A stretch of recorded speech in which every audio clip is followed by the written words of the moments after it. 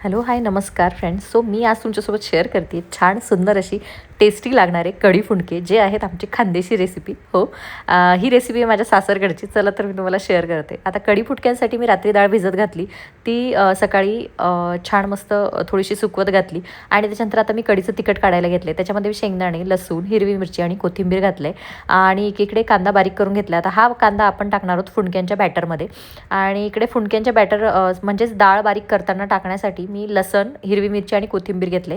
हे तुम्ही जेव्हा जेव्हा मिक्सरमध्ये बारीक कराल ना थोडी थोडी डाळ, तेव्हा प्रत्येक वेळी थोडं थोडं हिरवी मिरची, कोथिंबीर आणि लसण टाकत घ्यायचं आहे आणि हे बॅटर छान असं मिक्स करून घ्यायचं आहे.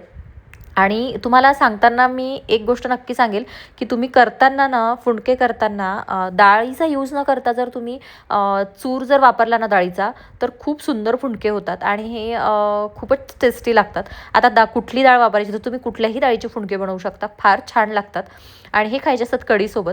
आता फुंडके काही फ्राय करायचे नसतात तर हे ते करायचे असतात स्टीम. येस, सो मी स्टीम करण्यासाठी मी स्टीमर न वापरता मी इडली पात्र वापरले, ज्याच्यामध्ये छान मस्त स्टीम होतात आणि इडलीच्या शेपचे जर बनवून टाकले ना तर ते खूपच छान म्हणजे परफेक्ट स्टीम होऊन बाहेर येतात, मी ते सांगेन.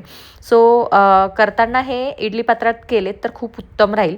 आणि मी पटापट छान छान छोटे छोटे राऊंड तयार केले आणि ते स्टीमला लावायच्या अगोदर बघितलं तर ओजस्वीचं बोलणं चालू होतं. तिच्या आजीबाबांसोबत सारखं व्हिडिओ कॉलवर बोलत असते. मग मी जे फुंडके बनवून प्लेट्सला लावले होते ते प्लेट्स अरेंज केल्या इडली पात्रामध्ये आणि ते होऊ दिले 15 ते 20 मिनटं. 15 ते 20 मिनटात छान ते होऊन जातात. तोवर मी म्हटलं कढी करून घेऊया. कढीसाठी आपण अगोदरच त्याचं तिखट काढले. मग इकडे मी कढीसाठी छान दही आणि बेसन एकत्र करून मिक्सरमध्ये फिरवून घेतलं.